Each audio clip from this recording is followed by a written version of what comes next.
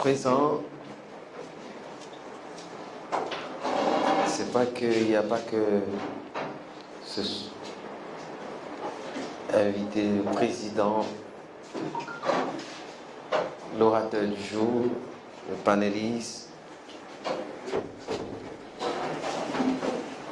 Monsieur Memel Kakou Charles, président de Resumsi, fondateur du groupe Kibio, qui va prendre la parole pour 30 minutes. Ah, il faut lui dire. Et 20 minutes de questionnaire. Nous allons clôturer. Parce qu'on nous attend aussi de l'autre côté de l'IUA. Merci. Merci, Président. Merci. Merci. De l'autre côté. Bonjour, mesdames et messieurs, chers invités, chers panélistes. Nous sommes très heureux de vous recevoir. Pour ceux qui viennent de la sous-région ouest africaine, bienvenue en Côte d'Ivoire, bienvenue chez vous. Parce que vous êtes chez vous en Côte d'Ivoire ici. Alors, mon sujet sur lequel je vais m'étaler cet après-midi, il est déjà quelle heure? Non, bientôt, avant midi, c'est les filières et les réalités africaines. Aujourd'hui, nous avons tous ensemble présenté plusieurs nos activités, ce que nous faisons, comment nous percevons l'avancée de nos écoles. Mais je tenais à souligner cela, à donner un aperçu tout autre qui peut orienter nos actions à venir dans le développement de nos établissements en Afrique. Nous devons plutôt prendre en compte les réalités de nos États. Il faut tenir compte de nos économies, qu'on peut qualifier pour certaines florissantes ou faibles. Il faut tenir compte aussi du tissu industriel que nous avons dans nos régions, dans nos pays, par rapport à l'insertion des jeunes que nous allons former, comment les intégrer pour décider d'un choix. Soit c'est pour une insertion, on doit trouver des emplois, ou soit c'est pour créer de l'emploi. Donc nous devons tenir compte de tout cela. Nous devons tenir compte aussi, désormais c'est révolu maintenant, on ne veut plus en parler, de l'héritage colonial. Nous avons hérité d'un certain nombre de tissus industriels existants. Est-ce que nous avons rendu ce tissu-là beaucoup plus, nous l'avons élevé? Est-ce que nous l'avons développé ou nous l'avons maintenu au niveau où il était après les indépendances? Il faut tenir compte aussi de cela. Ça peut militer un peu au choix des filières que nous allons donner à nos enfants. C'est un héritage.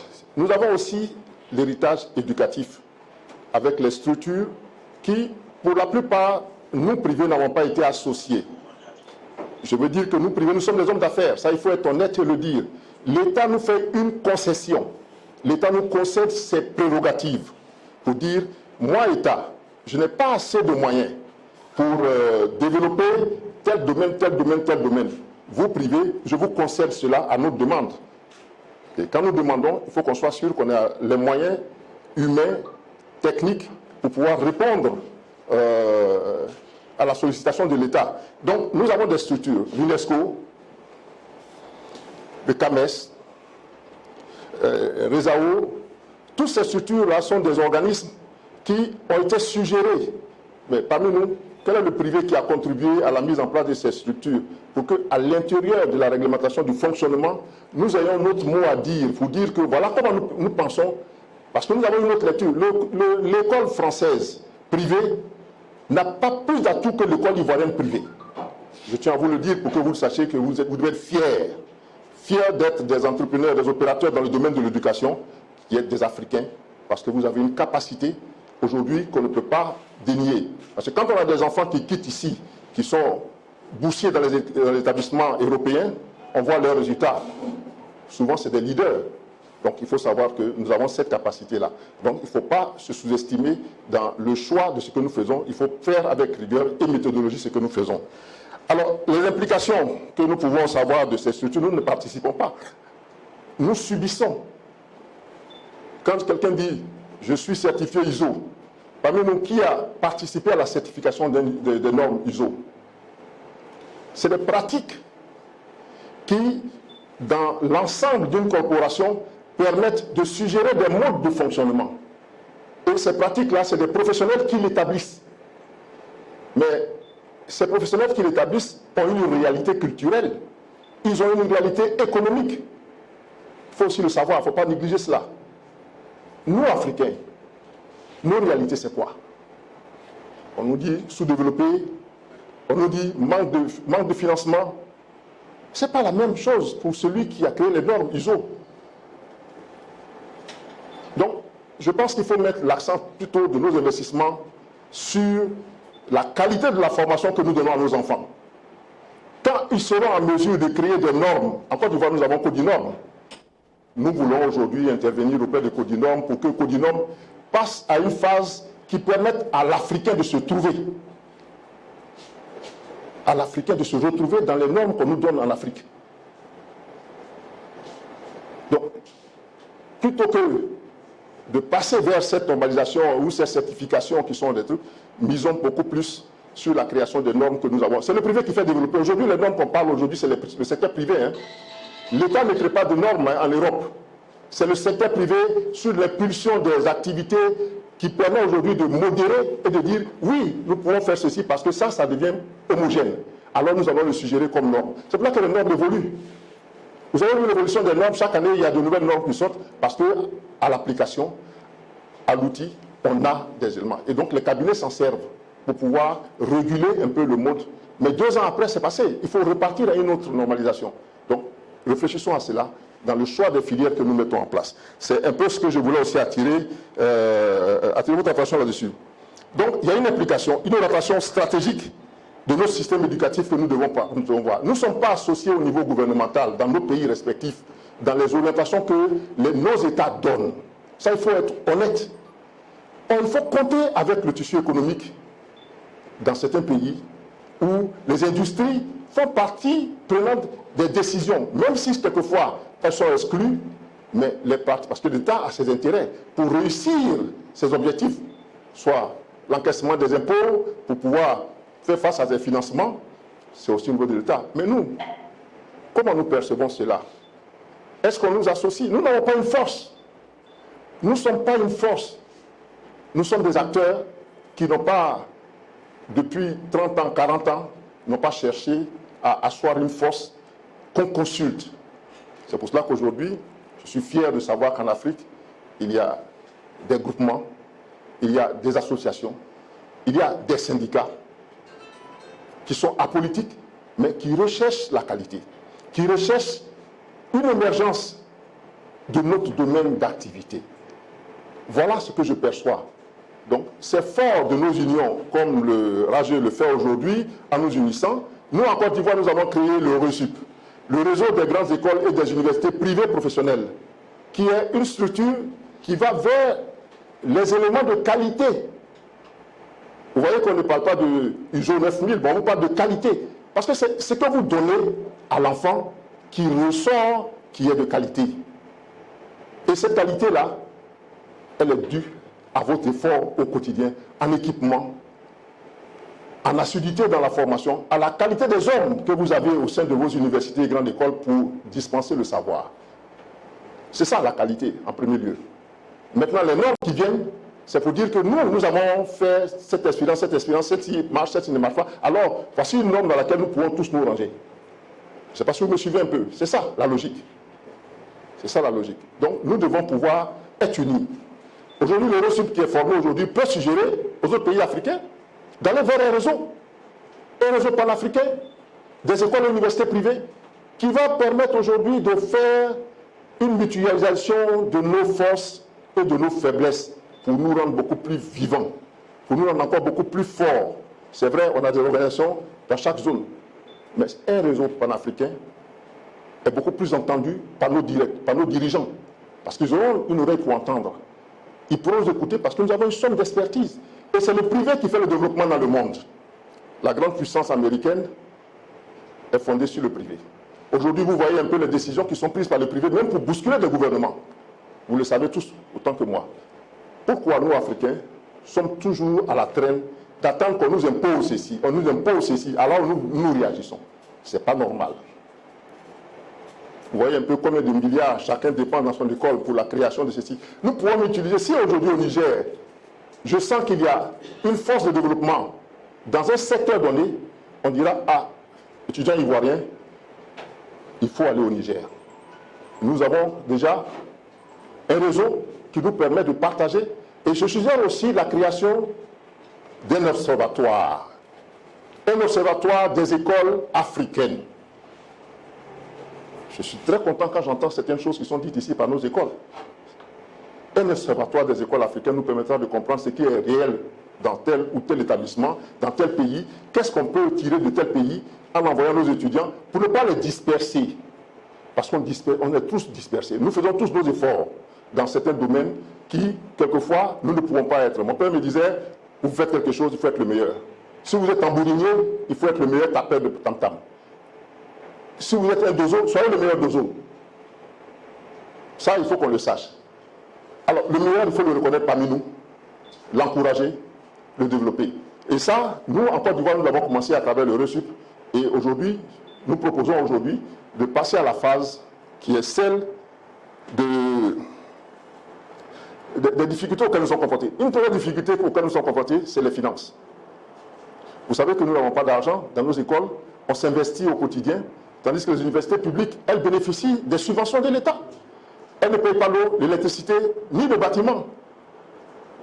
Vous voyez que vous êtes plus fort que ces universités publiques par rapport à ce que vous apportez au plan économique. Quand on oriente des bacheliers, on vous donne aujourd'hui en Afrique, ici, dans nos écoles, si l'État a 50 000 bacheliers, on oriente 70% dans le secteur privé et 30% dans le secteur public. Qui garde le plus grand nombre? Ça veut dire que nous aidons l'État à se réaliser. Mais en retour, vous ne percevez pas les subventions qui sont promises, etc. Donc, nous avons pensé qu'il faut, depuis 5 ans, nous sommes dessus, le dossier à Dakar, créer la Banque des écoles d'Afrique. La Banque des écoles et universités d'Afrique. C'est une banque privée où chacun librement peut souscrire à un capital. Ça, je le dis parce que ça fait partie de notre projet africain. La Banque des écoles et universités d'Afrique, BEAU, et BEUA plutôt, BEUA, qui est la Banque des universités et des écoles d'Afrique. Donc, cette banque-là, toute école, tout fondateur d'école, tout président d'université qui a envie d'être actionnaire dans une banque peut l'être. Alors, nous voyons un peu les problèmes qu'on a des fondateurs qui rasent les murs dans nos banques commerciales intérieures. C'est tu as quoi? On ne se valorise pas nous-mêmes. Alors, prenons-nous en charge. Ça, je le suggère. Et nous devons aussi créer l'observatoire pour atteindre les objectifs que je disais qu'il faut que je sache qu'ici à Lomé, ici au Burkina, il y a tels éléments qui sont plus fiables. Écoutez, je n'ai pas besoin d'ouvrir cette filière chez moi ici. Par contre, ce que je fais le mieux, on le donne. Ça, c'est l'observatoire des écoles, toujours supervisé dans le secteur privé, qui va nous permettre d'orienter nos effectifs pour que cela se fasse dans les normes. Mais pour en venir aujourd'hui aux filières, je vous donne un peu ces exemples qui sont des faiblesses qui nous amènent à tout brasser en même temps. On veut tout faire, mais on ne fait pas tout bien. On le fait à peu près. Il faut en sortir. Il faut en sortir. Nous, en Côte d'Ivoire, je parlerai peut-être de mon cas. Si nous ne suivons pas le développement de nos États dans lesquels nous sommes installés, nous allons faire, après 20 ans, après 30 ans, des efforts d'investissement qui n'auront pas apporté leurs fruits. Je vous donne un exemple. Quand je créais, personnel, je créais ces filières qui sont CIP, Sécurité, Incendie, Prévention. C'est l'intitulé de la filière. Il y a de cela 25 ans, c'était en avril 1995, pour rentrer dans le monde universitaire. GERNA, Gestion de l'environnement et des ressources naturelles. C'est à cette même date-là. Et puis, Qualité, Hygiène et Sécurité, QHSE, en environnement. Qualité, Hygiène, Sécurité, Environnement. Alors, je vous donne un peu les motivations ou les études qui ont été faites. Notre État, la Côte d'Ivoire, était à une étape de réorganisation de son système de fonctionnement. On créait la décentralisation qui devait permettre à chaque département au niveau de la Côte d'Ivoire d'être autonome. Nous nous sommes en même temps agrippés à ce système-là pour donner notre apport. Mais ce n'était pas fortuit, nous avons pensé à déjà demain. Quand au niveau de l'Office national de protection civile, qui fait partie du ministère de l'Intérieur, la prévention des risques incendies pour des pays sahéliens, c'est encore plus compliqué, parce qu'aujourd'hui, j'ai des étudiants qui sont au Mali aujourd'hui. Vous demanderez à la caserne de l'ONU qui est au Mali, vous verrez que j'ai des étudiants qui sont au Mali, qui ont fait cette université et qui sont au Mali pour accompagner, parce que c'est les Bangladis, des Pakistanais qui aujourd'hui le font. Mais ils sont surpris de trouver sur place au Mali des pompiers africains. Ils sont issus de notre école, parce qu'ils me rendent compte de ce qui se passe au Mali. C'est un exemple. Alors nous avons pensé qu'il faut aujourd'hui intégrer ce que l'État veut lancer et tirer le minimum. Et nous avons compris que la création des casernes qui est envisagée, nous avons été aussi membres en tant que privé, comme conseillers pour assister, nous avons donné notre rapport pour permettre que ces filières qui vont être créées là puissent trouver une source d'embauche pour nos enfants.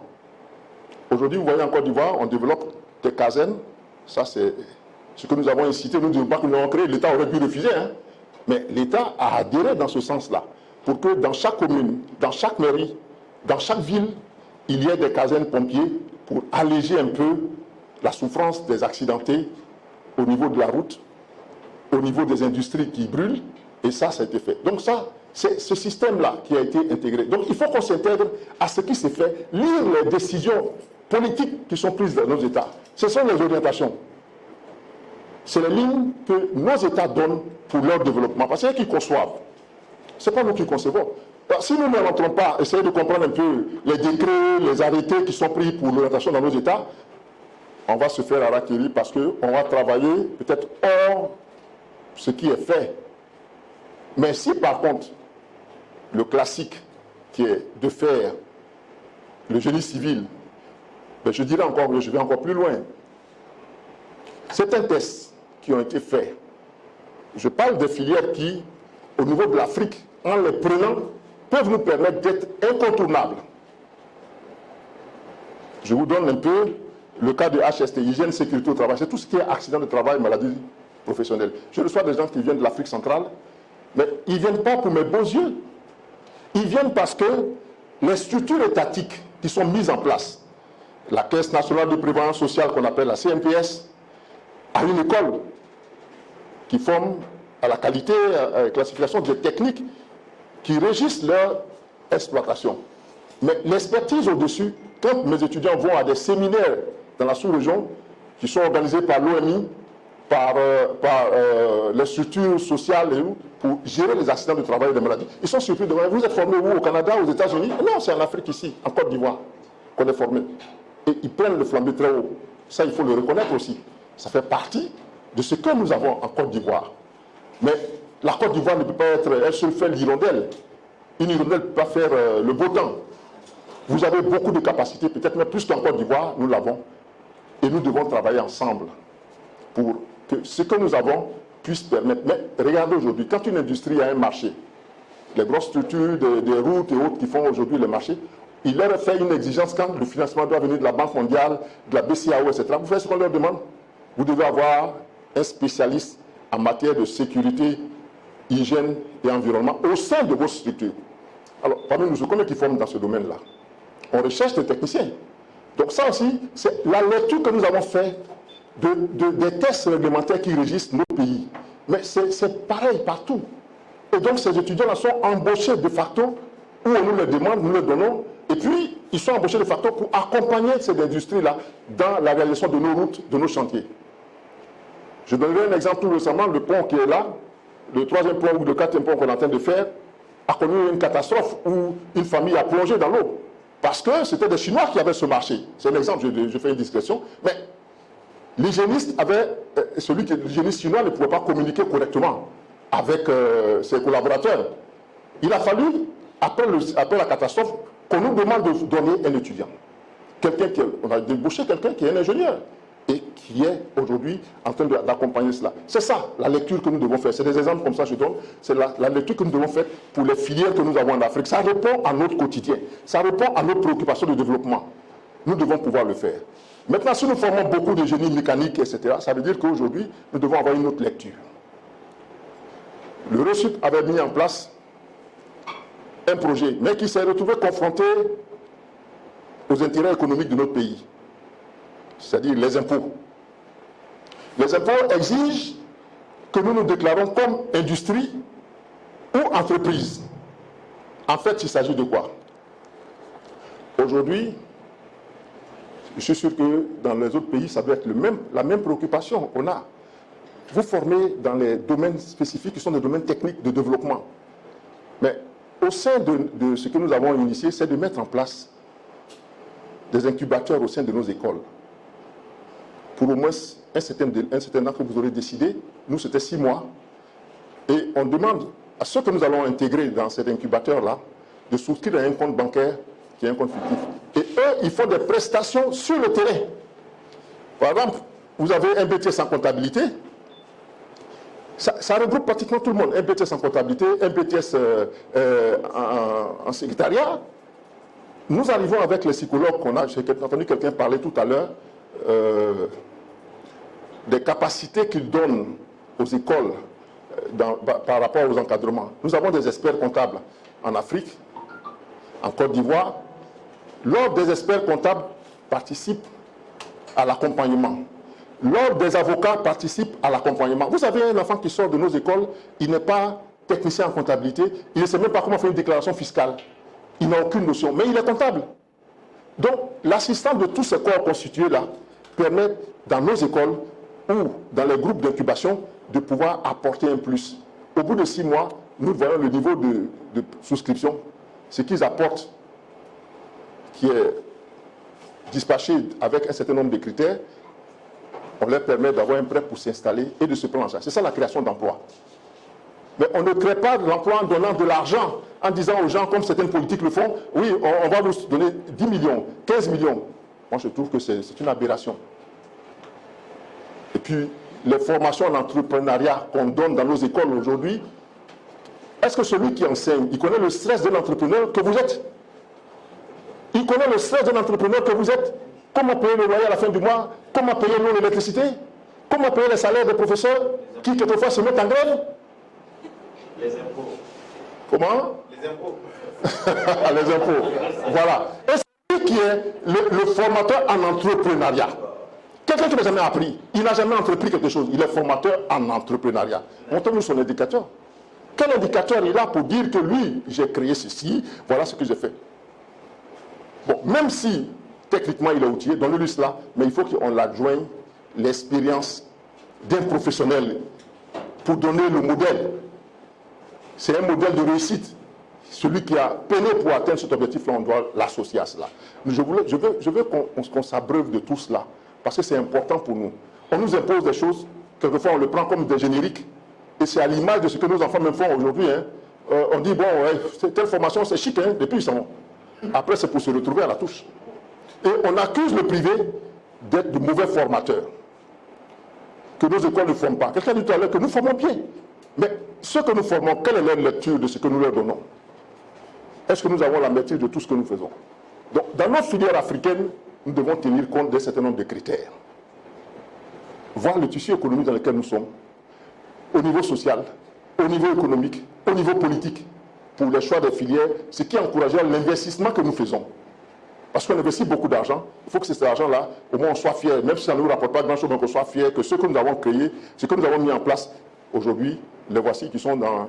Je vais à Agadez, je vais un peu à Mopti, je vais à Gao, je vois un peu ce que les jeunes... Quelqu'un a parlé, notre ami qui a fait Cheikh Ibrahim, a donné un exemple qui était celui de travailler avec une fabricante de savon. C'est bon. La vieille femme qui est là, elle apprend. Elle donne son savoir. Elle a une expertise qui n'est pas matérialisée.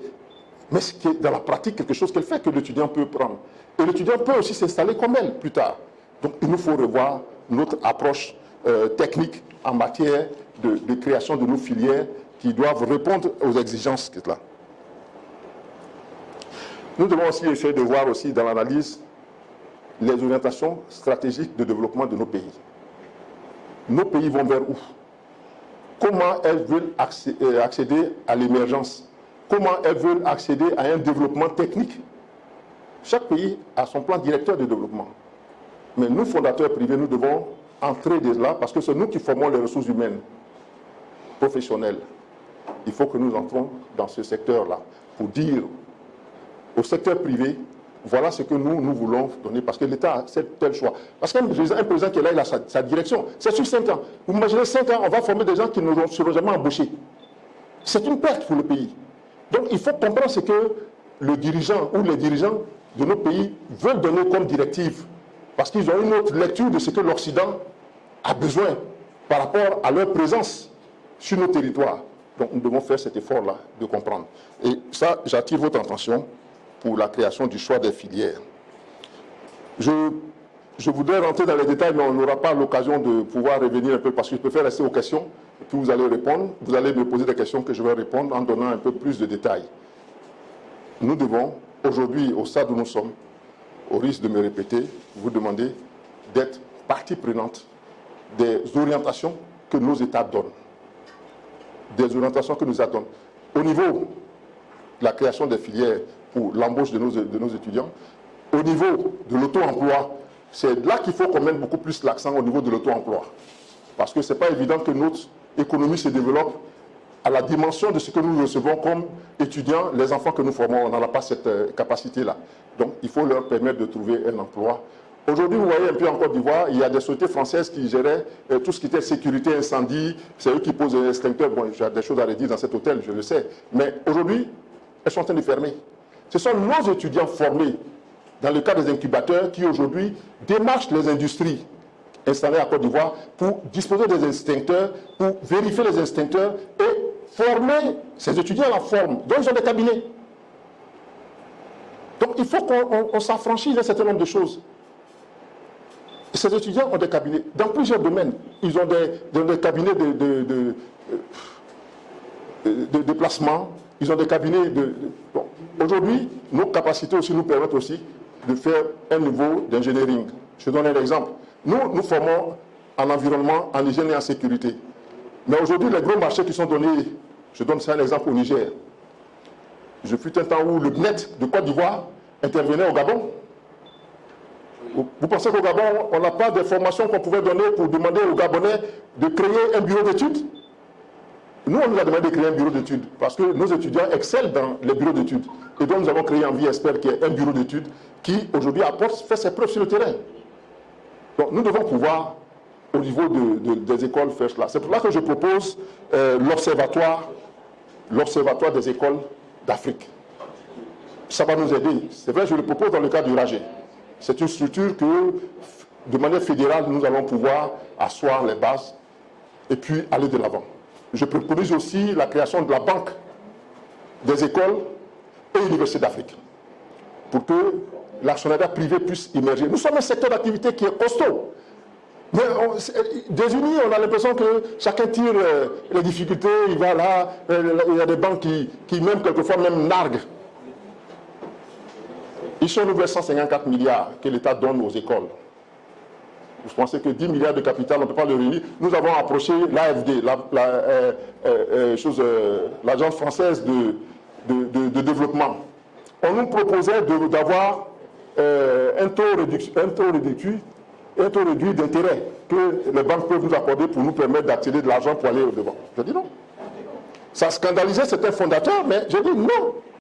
Le RESUP dit non à ce choix-là de nous aider à avoir des taux d'intérêt réduits. Nous voulons créer notre banque. Nous voulons créer notre banque. Et le responsable de l'AFD qui était présent me disait de me représenter. Je me suis représenté. Je pensais qu'il allait faire une bourde, mais en fait, il m'a dit non, mais je suis très heureux parce que c'est ce que la France a connu. Quand la France entrait dans l'Union européenne, on n'avait pas de moyens de pouvoir aujourd'hui répondre aux exigences de l'Union. Et donc, nous avons créé le crédit agricole, qui aujourd'hui est devenu le crédit qui donne les prêts aux agriculteurs français aujourd'hui. Mais qu'est-ce que nous attendons, nous? Nous n'entendons pas la politique de nos États. Le siège que nous avons en ce moment est en train d'acquérir pour la mise en place de la banque est un siège africain. Chacun, à son même niveau, selon ses capacités, peut prendre part. Être actionnaire dans une banque, demander son prêt pour rentrer dans le développement de son école. Ça, c'est des suggestions que je fais. Vraiment, je ne m'étarderai pas sur le reste, mais à la longue, les questions vont permettre de venir à cela. Je vous remercie.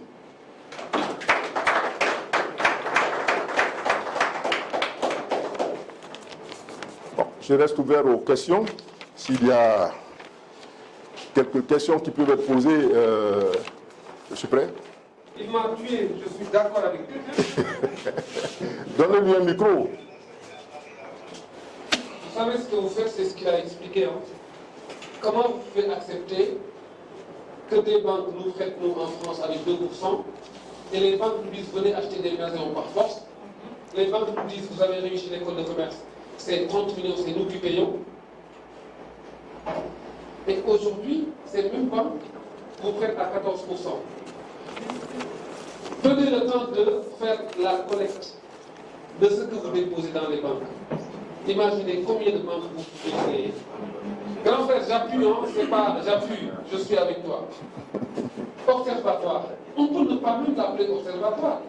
Comment on peut se permettre d'avoir de très grandes initiatives, on ne les valorise pas. Vous savez, ce jeune homme dont je vous ai présenté, il sort de l'ESSEC, la deuxième meilleure école de la France.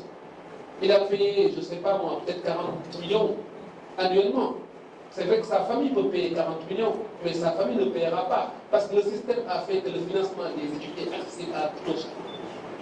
Avec un taux préférentiel qui diffère de 5 ans.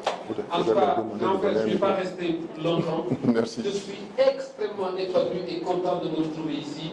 Et surtout de t'entendre parler. Merci. Il faut qu'on arrête de copier et qu'on prenne nos propres initiatives en nous basant sur les femmes, les jeunes, les secteurs informels et ceux qui n'ont pas appris l'enseignement et qui ont réussi vous-même. Voilà. Merci beaucoup. Merci infiniment, Ibrahim. Alors, s'il y a un micro dans la salle, bon, je crois qu'une liste de questions peut être posée pour qu'on puisse développer ce qu'on a déjà avancé. Si... Oui. Monsieur André Puyot, donnez-lui un micro. Donnez un micro à M. André Puyot. Oui. D'accord. Je vous ai posé peut-être deux questions. La première question a été apportée par la plupart des fondateurs qui étaient des grandes écoles en Afrique. Qui sont venus du ministère du Burkina, mais j'ai peu entendu le troisième pilier de la formation de l'université, parce qu'on parle de l'ambidextrie. C'était un groupe de certainement des émissions de Dom Abattoir. Le premier pilier qui est l'enseignement, qui est la formation, le deuxième pilier la recherche. C'est des piliers traditionnels. Et il y a un troisième pilier qui doit s'ajouter, que vous le savez, mais peut-être que vous n'avez pas attention, c'est l'insertion professionnelle. Les étudiants que nous formons, qu'est-ce qu'ils deviennent? Chacun dit j'ai 2800 étudiants, j'ai 6000 étudiants, ils deviennent quoi finalement? Ça, c'est une question que je me pose. Et comme vous êtes des patrons, je vous la renvoie, parce qu'il n'y a pas de réponse. Deuxième préoccupation, c'est la pente des écoles. C'est une initiative, je ne sais pas, mon frère Natif, je suis d'accord, ça c'est. Parce qu'il ne comprend pas que les fondateurs qui battent des millions se mettent à rendre devant une petite fille, et se demandent une 17e, que le monsieur peut payer à la fin du mois. Il ne sait pas, ça ne vous choque pas, moi ça me choque. Et donc, cette banque-là, quelle serait la différence fondamentale entre cette banque des écoles et les banques classiques? Est-ce que vous ne serez pas phagocyté par toute la réglementation de la PCAO? Quels moyens vous avez pour faire autre chose que ce qui est là déjà? Parce que pour moi, on n'a pas de banque à Côte d'Ivoire, nous avons des caisses de dépôt. Ça m'engage. J'ai vu une émission de télé, mais je le dis, voilà, tout le monde est d'accord. Est-ce que pas jamais été? Ok. Bon, je pense que pour permettre aux autres de se remettre dans le tempo, je vais répondre aux préoccupations qu'il a évoquées. Il a évoqué déjà la première préoccupation, l'enseignement, sur la base des piliers dont il a parlé, la recherche. Je vais vous donner une nouvelle qui est quand même celle que nous avons en Côte d'Ivoire réussi à le faire. Et je pense qu'on peut aujourd'hui le faire parce qu'elle est communicative, cette information que je vais vous donner. On peut la partager avec les autres pays. Nous existons depuis 25 ans. Je parle de ma structure, le groupe Kibio, mais ça veut dire depuis 25 ans, nous sommes dans le secteur. Tout à l'heure, Madame du groupe Concordé vous a donné un peu sa période d'expérience. Elle était dans une structure aussi, qui était là avant de créer sa propre école. Elle a une somme d'expertise et elle nous a vu voir un peu ce que nous avons fait. Et aujourd'hui, dans le cadre de la recherche, je suis d'accord. Je vous donne l'information que vous devez prendre. Dès que le décret sera signé en Côte d'Ivoire, je pense que nous allons inciter chaque groupe dans chaque pays à aller vers cela. En France, ils l'ont déjà fait. Alors, on n'a pas voulu intégrer la politique dans les écoles, parce que de plus en plus, des politiciens viennent dans les écoles pour se faire un tremplin de développement dans nos activités. Je pense qu'il faut en sortir. L'école, c'est un autre cadre. C'est un autre cadre. Je vous donne un exemple. Quand il a fallu négocier les écoles doctorales, je ne sais pas si le monsieur il y a une école chrétienne là qui est là, qui commence à faire des doctorats. Mais ces diplômes doctorats sont contestés par l'administration. L'État de Côte d'Ivoire conteste, entre ses acteurs, conteste le diplôme de doctorat que cette université-là donne. C'est une université qui est là depuis des années. Alors, nous avons demandé à ce que le secteur privé puisse créer une école doctorale. Si cette école doctorale, si elle est créée, de Niamey au Bénin, un peu partout, les critères qui seront établis pourront recevoir des étudiants, des ingénieurs qui viennent. Mais on nous a opposé une préoccupation. J'étais le représentant des écoles de Côte d'Ivoire, des écoles privées. J'étais face à nos amis des universités, de rang, des agrésiés, des maîtres de conférences. J'avais ceux en face de moi, qui étaient les responsables qui devaient diriger les universités, les écoles doctorales. On nous a opposé que vous, privés, vous faites, après la licence, nous faisons le master. C'est le master professionnel. Et ces masters professionnels étaient contestés par les universités. Or, aujourd'hui, il faut savoir que toutes les universités commencent à passer à la formation professionnelle. Pour des raisons d'insertion professionnelle. Peut-être qu'en Côte d'Ivoire, c'est assez criard, mais ça va arriver dans tous les autres pays. C'est pour là que je parle d'observatoire. Ça va arriver dans tous les autres pays. Tous ces pays créent aujourd'hui, vont créer donc la matérialisation de l'école doctorale faisait problème. Il a fallu un homme politique en face des sachants qu'on a considérés comme étant des personnes qui sont les sommités de l'éducation. C'est une bonne chose qu'on distingue l'université professionnelle et l'université non professionnelle. Parce que nous avons des exemples de soutenance de mémoire qui ont permis de connaître que ces mémoires-là ne sont pas des mémoires de simples diplômes d'ingénieur, mais c'est des mémoires qui représentent même des thèses. Moi, dans mon domaine. Et ça a été l'objet de cela. Il fallait discuter d'égal à égal avec eux pour leur dire, vous ne voulez pas que le privé entre dans les écoles doctorales. Mais qu'est-ce que vous avez apporté à la Côte d'Ivoire, vous ? Vous êtes bien professeur agrégé, je vous respecte. Mais dites-moi, votre agrégation a servi à quoi à la Côte d'Ivoire? À la pauvre femme qui est dans la bourse, qu'est-ce que ça lui a donné? Zéro. Arrêtez ça. Quand vous dites nous, mais nous sommes tous le même groupe. Nous sommes tous des Ivoiriens, nous sommes tous des Africains. Vous ne pouvez pas vous dissocier des autres. Quand on sait que votre rapport, il est néant, vous vivez sur le budget de l'État, les impôts que nous payons. Vous utilisez une voiture de l'État, la voiture que nous payons. Alors pourquoi vous vous opposez à nous? Soyons concrets. Vous traitez les écoles privées d'écoles boutiques. Il n'y a aucune école boutique. L'université, il y a des universités boutiques. Excusez-moi, c'est mon franc-parler, ça peut gêner des gens, mais c'est ce que je dis quand je suis avec ceux qui ont d'autres. Les écoles privées peuvent être des écoles boutiques, mais il y a des universités publiques aussi qui sont des universités boutiques. Et je vais leur donner un exemple que je ne citerai pas ici, pour leur dire, voilà un des vôtres. Au CAMES, il a été rejeté. Pourtant, il est professeur de rang, il est vraiment gradé au tel enseigne qu'il siège dans le secrétariat général du CAMES. On l'a éjecté. Alors, cette honte au sommet et cette honte au plan national que nous avons, que nous pouvons assainir nous-mêmes là, qu'est-ce que vous voulez nous apprendre? Vous ne voulez pas distinguer le master pro et le master recherche. On est arrivé à une bataille, après une journée, à intégrer dans les règles que le master pro et le master recherche, c'est un seul master.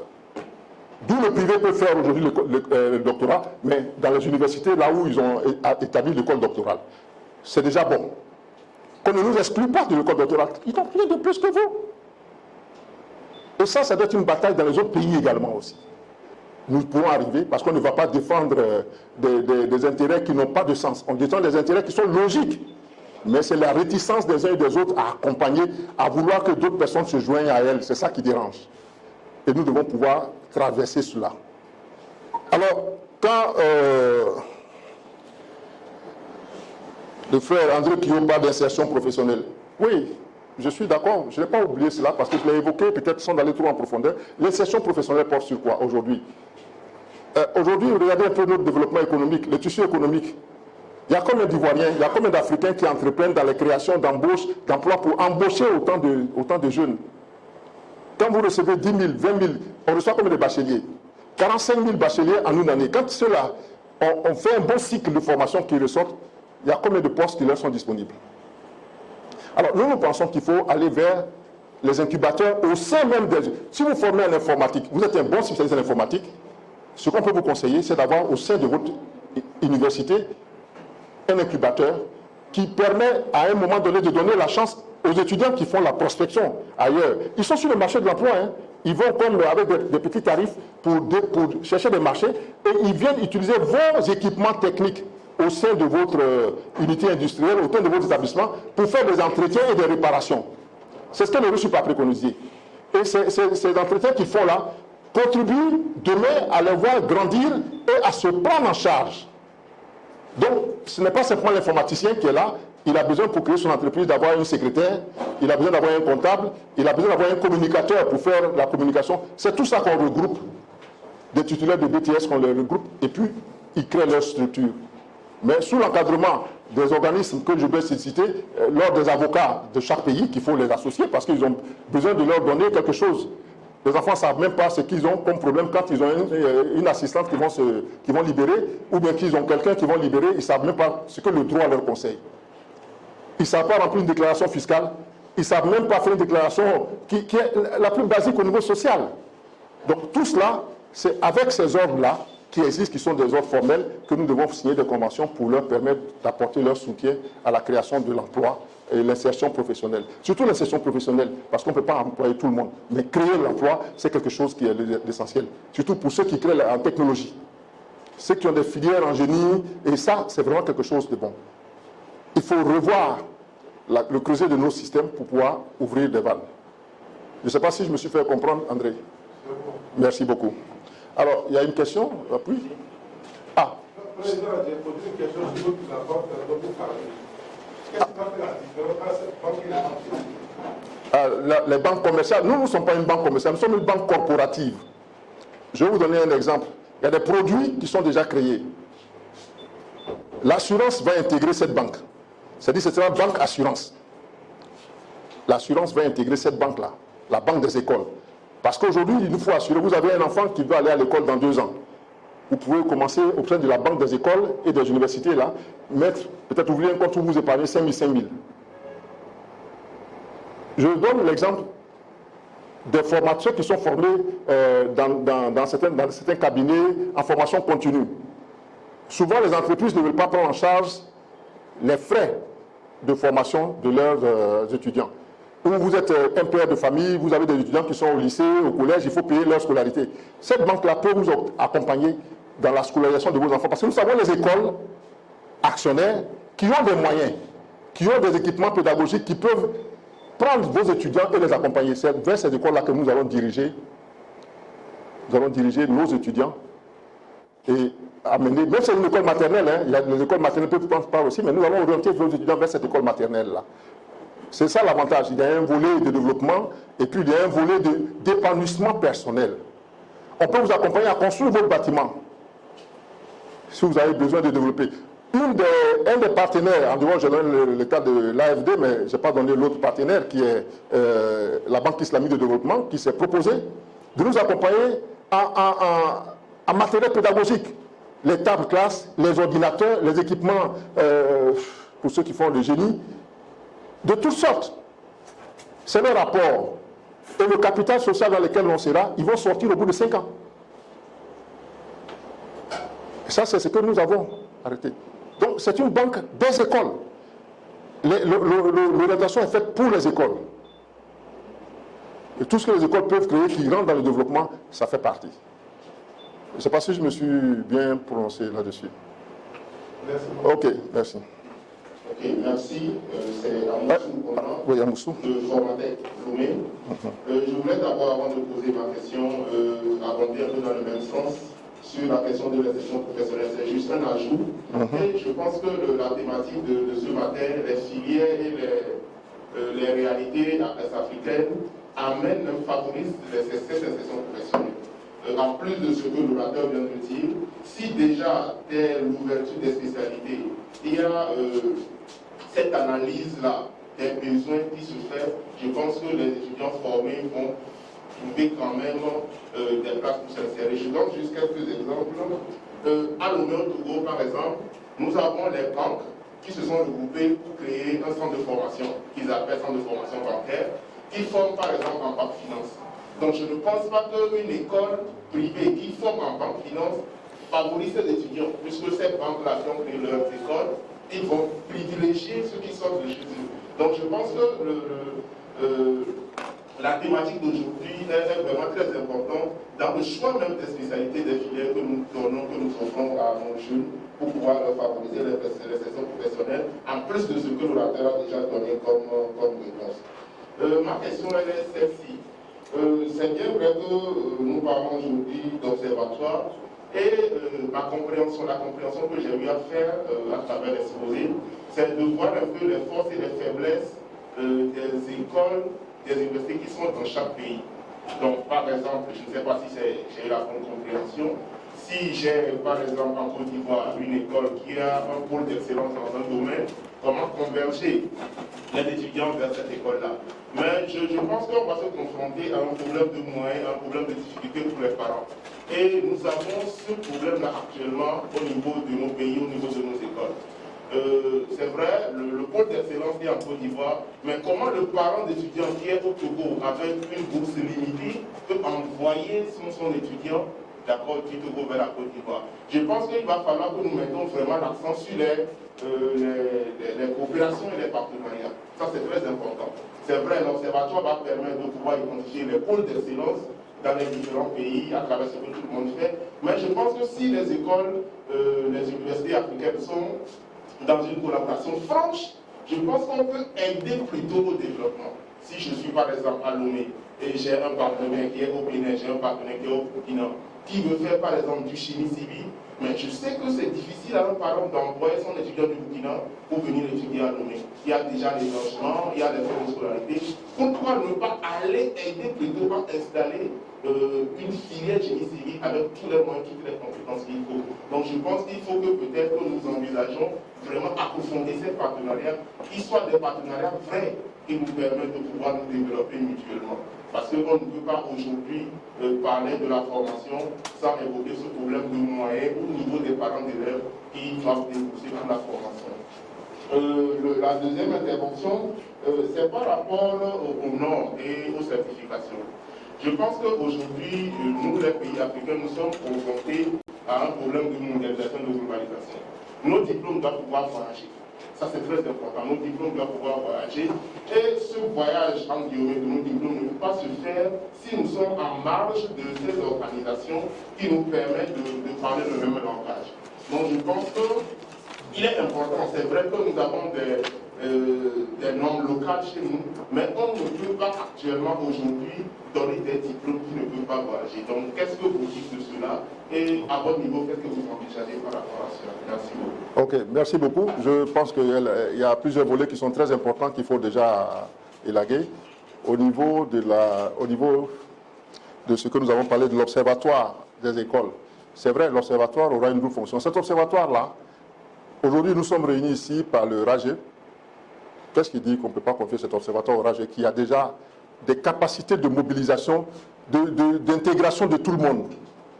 Parce que cet observatoire, c'est un élément technique d'appréciation, de statistiques, qui peuvent nous permettre d'apprécier un certain nombre de facteurs, qui peuvent nous permettre de décider selon ce que nous aurons à portée de main. Le RAGE peut le faire, parce qu'ils réussissent déjà à centraliser un bon nombre de pays. Et ça, c'est quelque chose qu'on peut confier au RAGE avec le guide d'application de l'Observatoire des écoles. Ça touche aussi les filières. Ça touche aussi les capacités que nous avons. Mais pour en venir au problème des parents, aujourd'hui, vous savez, quand nous avons posé la préoccupation de savoir, comment ça peut se passer, quand la Banque islamique de développement nous dit, nous mettons à vos dispositions des équipements pédagogiques, des ordinateurs, des tables classes, des outils d'apprentissage pour ceux qui font le génie mécanique et autres. C'est un apport important. Mais qu'est-ce qui dit qu'on ne peut pas aujourd'hui avoir des internats au sein des écoles qui... Il y a quelqu'un a dit tout à l'heure qu'il avait plusieurs hectares d'espace. C'est un immeuble qui peut recevoir, selon ce qu'on aura mis, on l'aura accompagné à asseoir une base. Si l'OME se spécialise dans tel secteur, c'est pour éviter la dispersion des revenus. On se disperse trop dans les revenus. Aujourd'hui, en gestion commerciale, vous voyez un peu le nombre de personnes que nous avons en Côte d'Ivoire qui sont formées. C'est énorme. Mais quel est le niveau d'employabilité? C'est insignifiant. Alors, nous réfléchissons à ce que vous avez dit. Il faut aider les écoles, à travers cette banque-là, à asseoir le minimum. Et c'est un soutien qu'on donne. Chaque projet est analysé, validé. Je ne sais pas si je vais vers ce que vous avez dit. Analysé, il faut accompagner. Par exemple, à Lomé, on sait, Lomé a une école d'architecture. Alors, qu'est-ce que quelqu'un d'autre à Lomé peut faire dans le cadre de l'architecture, dans le cadre privé? Je pense que c'est insignifiant. C'est une école sous-régionale. Maintenant, si cette école est fermée aux étudiants de Lomé, alors le privé peut apporter un plus. Par exemple, quand nous allons dans l'étude des plans, j'ai un architecte dans la salle, M. Koriafou, maître, bon, celui qui est là juste derrière, là, voilà, c'est M. Koriafou, c'est un architecte qui est au tableau de l'ordre des architectes. Et donc, qu'est-ce que nous allons apporter à Lomé de plus? Peut-être qu'en matière de ce que nous faisons, les installations sécuritaires, nous devons pouvoir donner ce programme-là pour intégrer la formation des architectes qu'on va former, qui sont nos jeunes frères qui vont sortir bientôt. Parce qu'ils font des plans, mais qui peuvent, au niveau du permis de construire, faire l'objet de provocations, de difficultés pour faire passer le permis. Mais s'ils ont toutes les technicités là, c'est des choses qui passent. Mais vous ne pouvez pas créer encore une école d'architecture à Lomé, comme on le fait en Côte d'Ivoire ici. On est en train de créer une école d'architectes.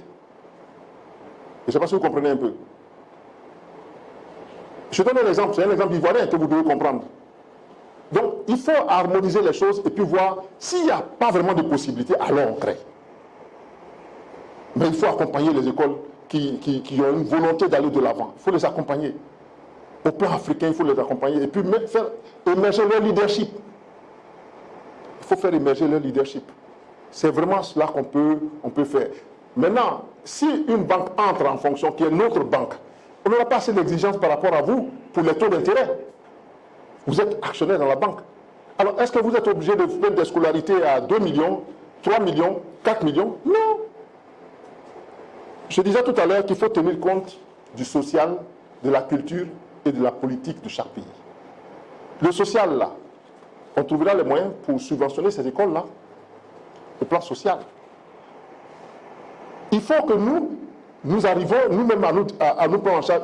On ne doit pas tout attendre de l'État. C'est même pas possible. Si on devait attendre de l'État, l'État n'allait pas nous faire une concession. L'État nous fait une concession parce qu'il sait que nous ne sommes pas... l'État ne peut pas tout faire. Ce que nous faisons là, c'est un apport indéniable au développement de notre pays. Je ne sais pas si j'ai répondu à votre question. C'est les coûts qui vont être le vrai problème. Mais ça, il faut qu'on accompagne ces écoles-là parce qu'elles sont actionnaires. Il y a quelqu'un qui a demandé... Oui.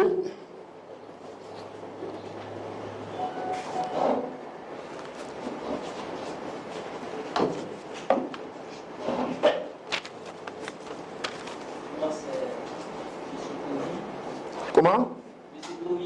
Ah oui.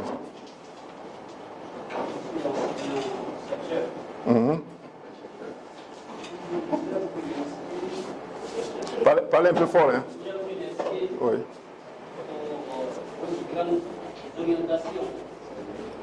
Et je voudrais insister sur quelques orientations. Vous avez fait état, dans une certaine mesure, de stratégie d'insertion, ce que notre frère Kyo a relevé. Je voudrais savoir les stratégies au sein de la structure, les stratégies que vous avez mises en place pour le suivi des étudiants qui sortent des différentes écoles, des différentes universités privées. Quelles sont les stratégies que vous mettez en place de sorte que, dans un temps précis, on puisse savoir que nous avons formé tel nombre d'étudiants, à partir de tel moment, nous avons eu la possibilité pour insérer tel nombre d'étudiants. Cela nous permettra de voir la qualité de la formation ou encore d'évaluer la qualité de la formation. Deuxième préoccupation, toujours en ce qui concerne la formation, je voudrais savoir si la formation tient compte des profils psychologiques des étudiants, puisque vous avez fait état de nos réalités africaines. Former ou encore créer des filières à la mesure de la connaissance des filières, à la mesure de la connaissance de nos réalités africaines. Je voudrais savoir, en l'état actuel des choses, s'il y a un document qui puisse nous permettre de cerner l'état, ou de faire l'état des besoins en ce qui concerne nos réalités africaines. Et je pense que si nous avons ces statistiques, on peut effectivement aller de l'avant. Pour terminer, puisque nous allons prendre des décisions, est-ce qu'il y a un délai pour le suivi, pour l'application de ce que nous allons décider ensemble ici? Merci. Ok, merci. Je vais apporter quand même quelques touches. Deux questions, vous avez parlé de stratégie, d'orientation, c'est vrai. Le suivi des étudiants, c'est ce que nous faisons désormais dans toutes nos écoles aujourd'hui. Votre université le fait tellement bien. Avec le nombre des étudiants que vous avez, le suivi, il est régulier. Donc ça, il faut vous tirer chapeau pour ce que vous faites. Et la plupart des écoles aussi ont ce même programme-là, dans le cadre du suivi des étudiants et de leur insertion. Je sais, M. André Kyo, que j'ai côtoyé il y a un certain temps, je crois qu'il connaît un peu, il n'est pas arrivé là de manière fortuite, il est arrivé parce qu'il a du répondant dans le domaine. Et il sait ce que nous faisons aussi dans ce profil. Le profil psychologique dont j'ai parlé, il est important pour l'Afrique. C'est comme si aujourd'hui, moi, je veux aller créer au Niger, je veux aller apprendre un agriculteur nigérian, parce qu'on fait aussi l'agriculture tropicale ici, aller apprendre un agriculteur nigérian à planter du sorgho. Lui, il a 100 ans, 200 ans, 1000 ans d'expérience dans la gestion du sorgho, malgré son observation de trucs. La seule chose que je veux lui apporter, le volet psychologique, c'est de l'amener à accepter le climat, de l'amener à accepter que les saisons changent et que j'ai tel appareil qui me permet d'évaluer que demain il va pleuvoir, après-demain il va pleuvoir, lui donner une météo, pour qu'il puisse s'aimer en temps normal parce qu'il y a des perturbations. Mais il faut qu'il accepte aussi ça. Parce que si je ne suis pas dissuasif, je ne suis pas convaincant, ça ne passera pas. Donc l'Africain est beaucoup plus porté, comme le disent certaines écritures saintes, la Bible par l'occurrence, Thomas, Saint Thomas. Sans que je ne touche pas, je n'ai pas vu. Et puis si c'est arrivé, c'est Dieu qui a voulu. C'est ça l'Africain. Donc, il faut connaître cette psychologie de l'homme africain pour pouvoir lui proposer quelque chose. Aujourd'hui, nous avons tous touché du doigt le feu. Je donne un exemple, nous avons tous touché du doigt, nous tous qui sommes ici, nous avons touché tous du doigt le feu. Le feu, c'est quoi? La faiblesse, c'est le financement de nos États, de nos écoles. Ça, c'est notre feu là, ça. Mais si on a une banque qui peut nous accompagner, qui maîtrise déjà le feu et qui nous donne les rudiments, mais on y va. Nous, au plan psychologique, c'est notre psychologie là, ça. comment payer demain nos enseignants, comment payer les charges de fonctionnement, comment payer de nouveaux outils pour développer les domaines dans lesquels nous sommes. C'est une psychologie que l'Africain ici a, mais que l'Européen n'a pas. Est-ce que vous savez? Parce que l'Européen, il a des structures qui sont établies, qui lui permettent de fonctionner selon son entendement. C'est une société de consommation, une société où on prête même quand vous n'avez pas envie. Ici, aucune banque ne peut vous prêter même quand vous n'avez pas envie. Même quand vous avez envie, on ne va pas vous prêter. Donc on a touché à ce feu-là. Je ne sais pas si vous comprenez. Donc c'est des facteurs que nous devons prendre en compte. La psychologie, c'est la culture aussi qu'il faut se prendre. Parce que vous ne pouvez pas apporter quelque chose s'il n'y a pas un volet culturel. Je me rappelle bien, j'étais, bon ça je vais digresser un peu, j'étais dans une unité industrielle où on fabrique des machettes. Et cette unité industrielle-là, nous avions sollicité pour les normes USO, c'était financé par l'UFDP, par la Banque mondiale. C'est une grosse structure qui vend des machettes à travers l'Afrique occidentale. Et cette structure-là, mon cabinet avait le devoir de les encadrer en matière d'hygiène et sécurité. Mais il se trouve que le jour où on venait avec l'inspection, on s'est retrouvé qu'il y avait quelqu'un qui n'avait pas porté de chaussures de sécurité. Il travaille dans la ferraille, mais il ne porte pas de chaussures de sécurité. Il ne porte pas de gants. Et l'entreprise a décidé de le renvoyer parce qu'il est allergique à tous ces équipements-là. C'est quelqu'un qui peut mettre son doigt dans l'huile chaude et puis sortir quelque chose qui est en train d'être grillé. Il le sort, il le dépose dans un plateau, il reprend, il remet dedans, il remue un peu, avec le doigt, il remet. Vous en avez vu ça? C'est une psychologie. C'est une science africaine. Il est là. Alors, on veut le renvoyer. Et je gérais cette opération dans cette structure, dans cette entreprise. La seule chose que je lui ai demandé, de le mettre de côté. Il ne ressent pas les coupures, il n'est jamais blessé. Or, aujourd'hui, il faut éviter que l'évaluation qui est faite par les hygiénistes du ministère du Travail et de ceux qui sont là ne puissent dire qu'il y a autant de blessés, etc. Il n'est jamais blessé, mais il faut qu'il se protège. Il ne supporte pas. Et il est bon travailleur, c'est un bon modèle, un rassembleur qu'on veut éjecter. Nous avons dit non. On ne l'évalue pas lui, mettez-le de côté pour la période où nous sommes là, la semaine où nous sommes là, et puis après vous reprenez vos activités avec lui. C'est un cas social aussi. Mais ça fait partie aussi d'une certaine psychologie de sa culture, lui, et de son origine, que nous avons respecté. On lui a fait perdre son emploi, parce qu'on veut aller vers une certification, on dégage. On l'a maintenu. Je ne sais pas ce qu'il est devenu, parce que, bon, nous, on a fini notre mission, on est parti. Voilà un exemple que je donnerai. Tous les paramètres doivent être pris en compte. Je vous donne un exemple aujourd'hui. Nous recevons peu les sciences africaines dans nos universités et dans nos écoles. Aujourd'hui, je reçois au sein de mon université une spécialité qu'on appelle l'indicamétrie. Ça va vous paraître bizarre. Cette spécialité, on l'appelle l'indicamétrie. Je ne sais pas combien de personnes l'ont entendu parler de l'indicamétrie. C'est une science qui aujourd'hui fonctionne à la NASA. Ça doit être un peu bizarre. Au Vatican, cette science est utilisée. C'est bizarre. À l'université Alassane Ouattara de Bouaké, cette science a un département. C'est bizarre. Mais les chercheurs africains qui sont dans cette université-là combattent cette science.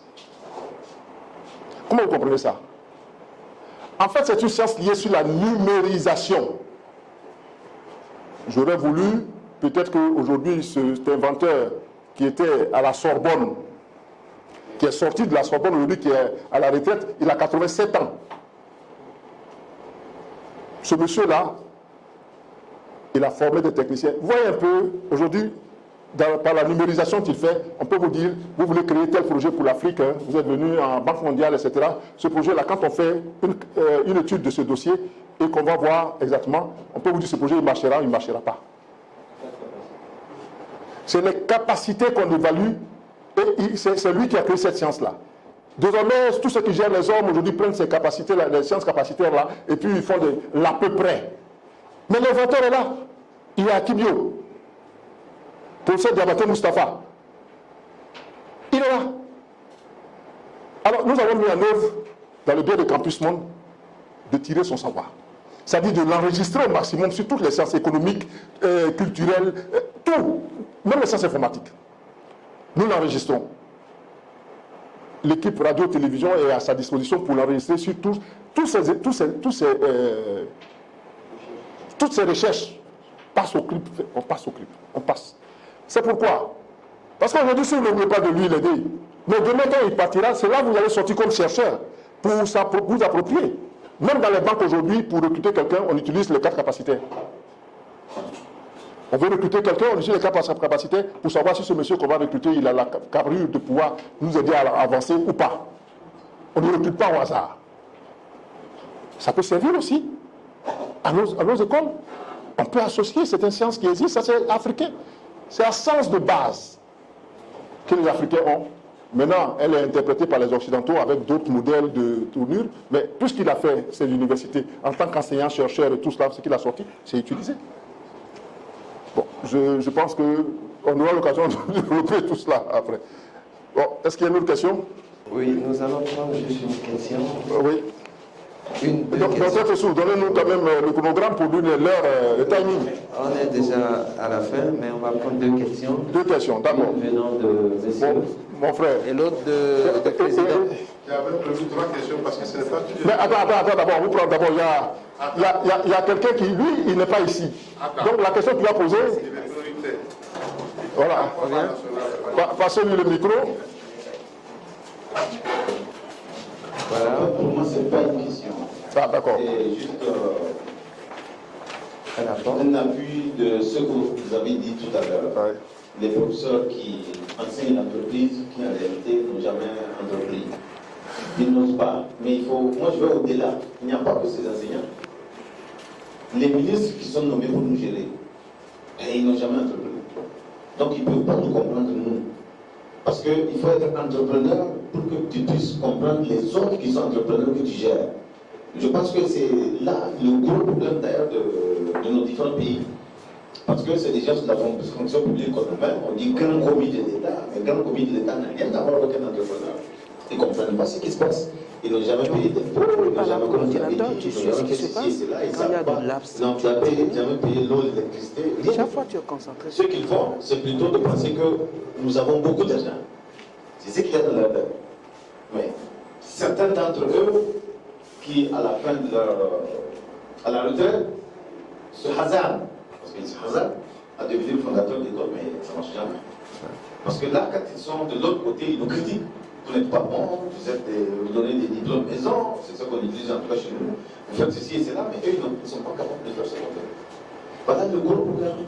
Parce que si ceux qui nous gèrent ne nous comprennent pas et qui continuent toujours à gérer les choses de l'État à la manière de la fonction publique, ça ne marchera pas. Et moi, je suis convaincu que si on nomme certains privés qui ont osé créer des entreprises nommées en tant que ministre et autres, les choses vont changer. Pourquoi? Parce qu'ils vont prendre la chose de l'État comme leur propre chose et gérer ça comme le privé, comme leur entreprise. Et certainement, ça changera. Je peux vous donner certains exemples. Voyez-vous, c'est l'année passée ou l'année passée au Niger, une délégation tunisienne est venue chez nous, avec le ministre tunisien de l'enseignement supérieur, avec des recteurs des universités publiques et privées de Tunisie. C'était pour faire quoi? Pour venir expliquer, exposer leur force de formation chez nous, pour démarcher nos bacheliers chez nous, pour les amener chez eux. Et comme c'est quoi les cerises sur le gâteau qu'on dit, c'est que le ministère nous demande, nous, association des fondateurs des écoles privées, de venir collaborer, d'amener nos étudiants pour qu'ils écoutent ces gens-là pour les amener chez nous. Mais carrément, peut-être c'est quelqu'un qui me dit, mais ça c'est le grand frère de Méga. Je suis tout direct dans ce que je fais, je dis ce que je pense, j'ai dit au ministre, mais ça veut dire quoi ça? Comment voulez-vous que vous ne pouvez pas nous aider? Et vous voulez que nous, on vous aide à donner nos étudiants pour les amener en Tunisie? Dans quel intérêt? Quelles sont les filières qu'ils font là-bas que nous, on ne fait pas ici? Vous voyez le problème? Oui. Et d'ailleurs, même les boursiers de l'État chez nous ne sont pas envoyés par l'État. Les boursiers de l'État, c'est les étudiants qui décident, je vais aller m'inscrire dans telle école, et on comptabilise après. Et puis, ils donnent beaucoup plus de valeur aux écoles créées chez nous par les étrangers que par les Nigériens. Et surtout quand ça vient d'un peu plus blanc là, et puis bon, on pense que c'est bien. Nous avons toujours ce complexe-là chez nous. En tout cas, presque partout en Afrique, c'est ça. On a ce complexe de l'infériorité. Tous ceux qui viennent de l'extérieur, c'est toujours bon. Quand c'est chez nous, ça va. Donc je pense que notre problème, c'est même nos États qui ne nous aident pas. Nous avons l'impression, à certains moments, de penser que nos États cherchent même à tuer les écoles au niveau des pays. Parce qu'on ne peut pas comprendre, c'est que des boursiers de l'État soient dans nos écoles et qu'on fasse 4 ans, 5 ans, 6 ans pour que l'État nous paye une année. On demande rien. Et puis, c'est même demander même le montant, c'est combien? C'est dérisoire. L'État ne paye que 200 000 chez nous. Je dis bien 200 000 francs pour l'étudiant. C'est-à-dire que si ta formation c'est 200 000, l'État paye 200 000. Si ta formation c'est 1 million, l'État paye 200 000. Si c'est 1 milliard, l'État paye 200 000. Le reste, c'est les parents qui doivent payer ou quoi, moi je ne sais pas. Ouais. Vous voyez? Donc vraiment, notre problème, c'est de faire en sorte qu'on ait ce lobbying-là au niveau de nos États. Pour qu'ils comprennent que nous sommes là. Ce n'est pas les personnes qu'il faut voir, ce n'est pas M. Kokou qu'il faut voir là. Il développe quelque chose. Non. Qu'est-ce qu'il apporte pour le pays? Ça. Parce qu'aujourd'hui, c'est lui, et demain, si ce n'est pas lui, c'est toi qui le gagne. Ouais, c'est vrai. Et je vais vous dire, on a eu aussi un cas comme ça. Moi, personnellement, une dame qui était ministre chez nous, après qui est devenue directrice de la plus grande maternité du Niger à Niamey, nous devons envoyer nos étudiants sages-femmes pour faire des stages. Elle dit non, il faut qu'on paye des frais de stage.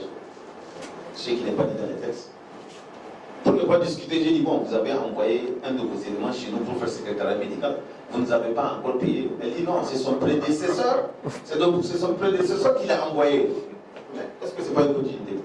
Elle, si on ne paye pas, elle va l'envoyer. Je dis il faut l'envoyer nos élèves. Tant que vous ne nous payez pas, nous aussi on ne paye pas.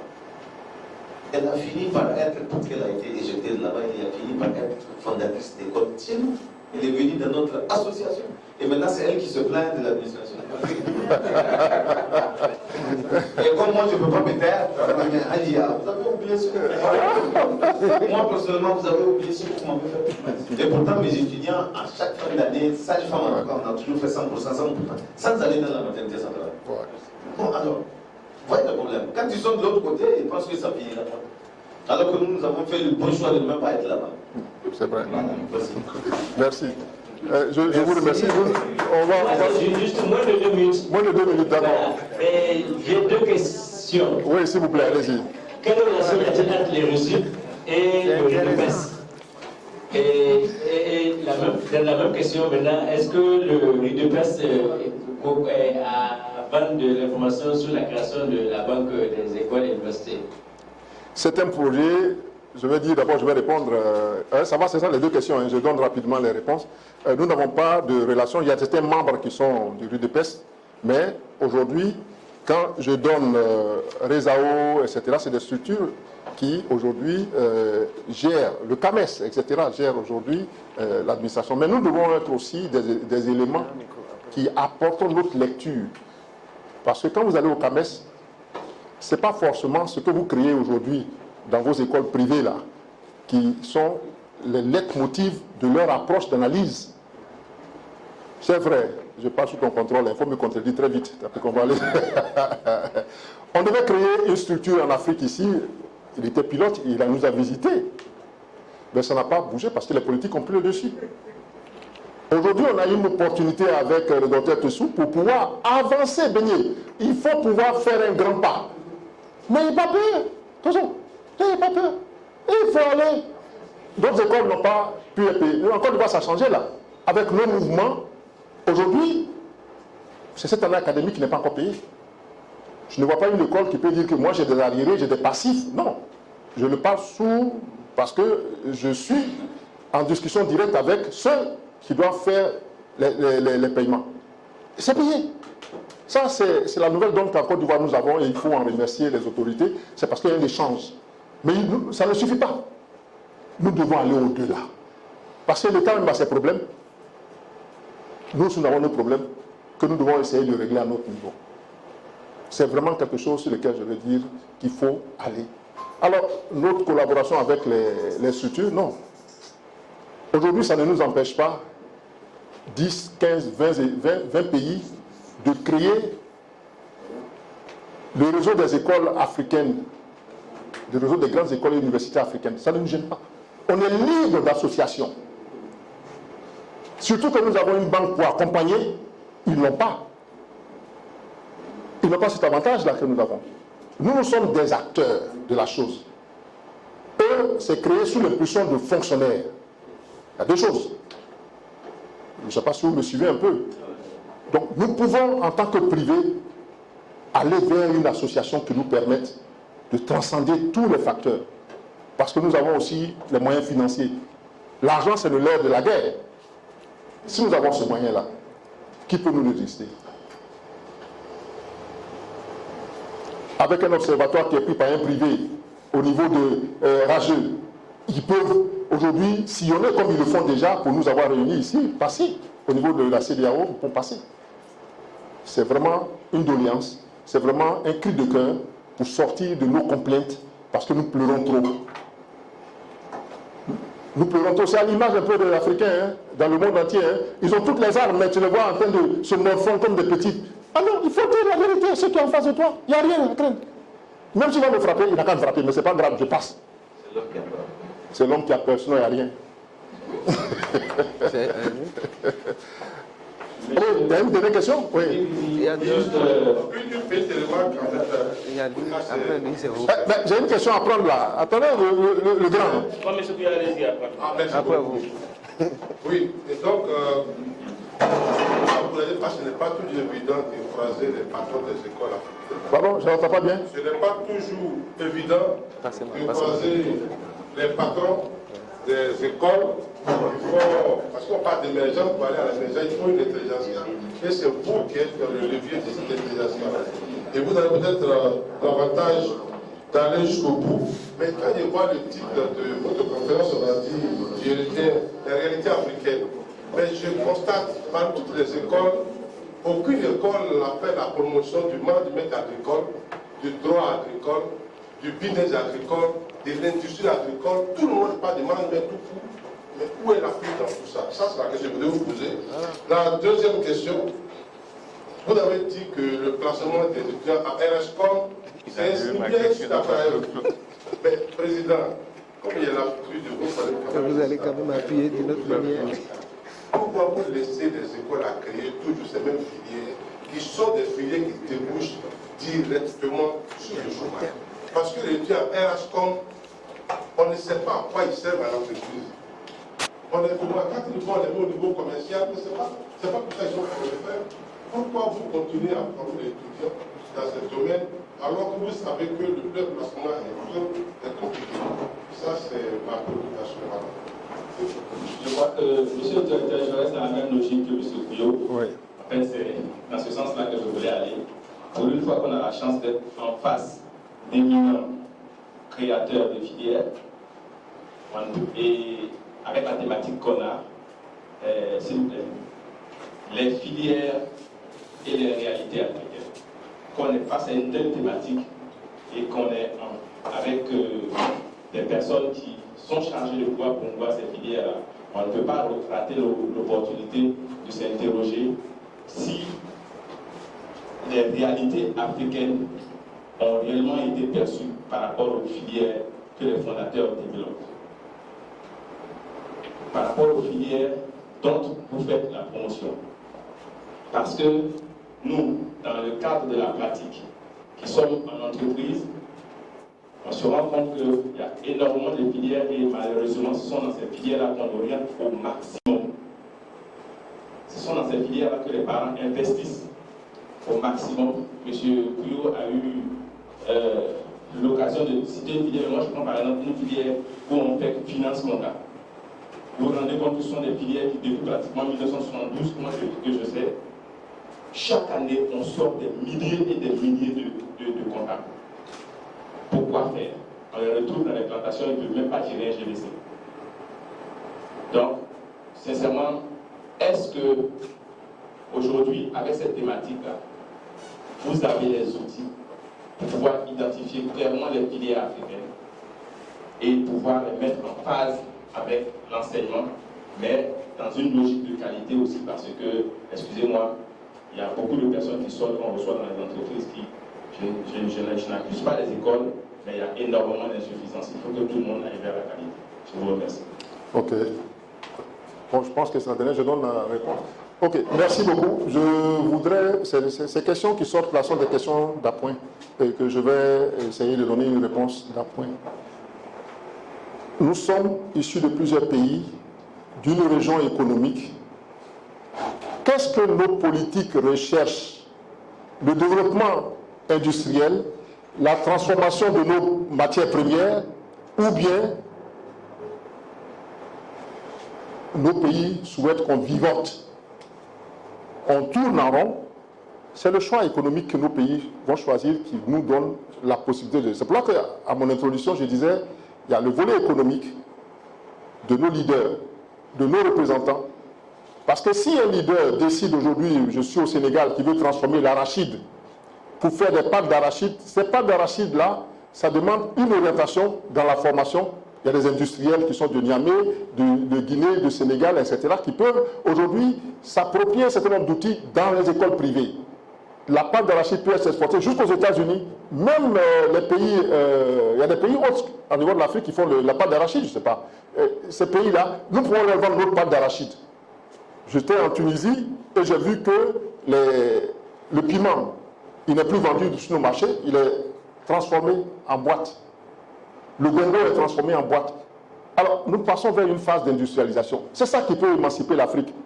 Si nos écoles forment simplement des cadres et qu'on ne leur donne pas les moyens de transformer, même le cacao peut être fait en pâte de chocolat, mais on améliorera la qualité avec la capacité que nos écoles ont à donner de savoir. Donc nous devons, pour nous, qui avons une... Peut-être qu'ils ont des contraintes, ces autorités. Ça aussi, il faut être honnête. S'ils ont des contraintes de l'Occident, parce que les matières premières qui partent sont transformées là-bas, et ça nous revient, et que nous, privés, nous sommes en train de les accompagner comme des moutons dans la bergerie, alors là, je suis désolé pour toute l'Afrique. Nous, on ne nous contraint pas. Je ne sais aucune école où l'État de Côte d'Ivoire ou l'État de Niamey ou quoi contraint. Ah non, non, non, vous ne devez pas faire telle formation jusqu'à tel niveau. On nous donne la latitude de le faire jusqu'à tel niveau. C'est nous qui devons nous affranchir et en même temps aider nos pays à s'affranchir. C'est ça la réalité africaine.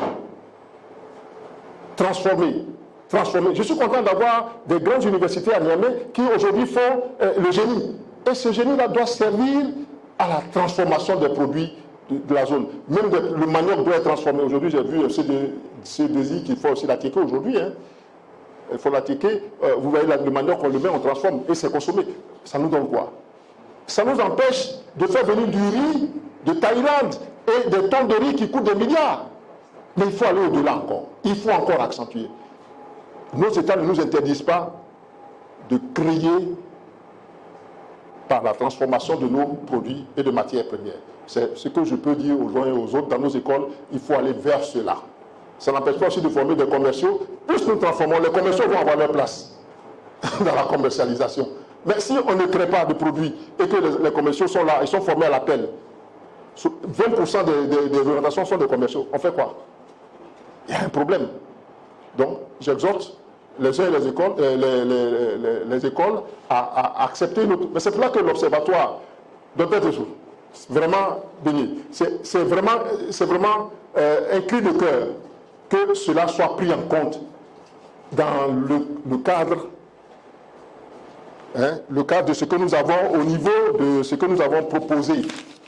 Peut-être que nous aurons d'autres séances pour revenir sur ces facteurs-là, pour qu'au plan national, dans le cadre de la communication, on puisse transcender tout cela. Nous, aujourd'hui, des écoles se plaignent qu'ils ne sont pas entendus. Nous avons passé dans chaque pays, nous avons créé une chaîne de radio et de télévision, Campus Monde, qui couvre aujourd'hui ces événements. Mais ça fait partie aussi, parce qu'aujourd'hui, si on veut atteindre les chaînes d'État, elles ont des objectifs de rentabilité, mais ça, c'est nos chaînes, la chaîne des écoles d'Afrique. Nous pouvons communiquer sur les réseaux sociaux à tout moment et quand nous voulons. Vraiment, je tiens à vous dire merci pour votre présence, pour votre assiduité, et puis espérer que nous allons avancer. Je vous remercie. Merci, Président. Merci pour cette annonce. Alors, à présent, il n'y a plus de questions. Nous sommes à la fin. Nous disons merci. Et nous allons demander, comme on l'a dit souvent, président de mon conseil, de venir conclure. Merci. Merci beaucoup, mon frère. Tiens, prends le micro. Hein. Tiens.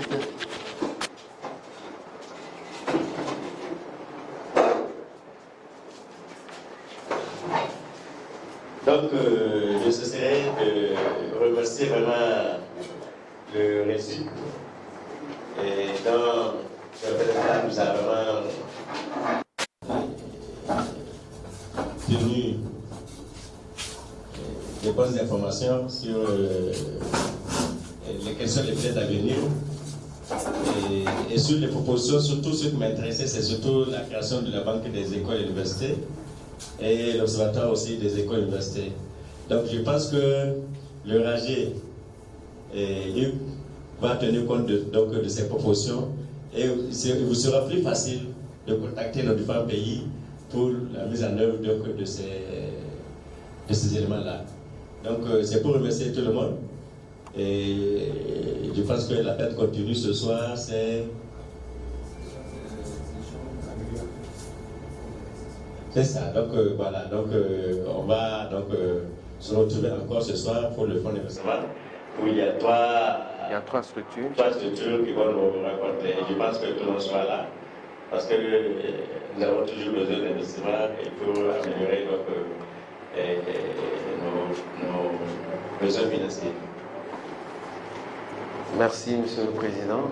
Nous sommes à la fin. Mesdames et messieurs, merci d'avoir été là et que ce soir, nous soyons encore présents pour rencontrer ces partenaires investisseurs également.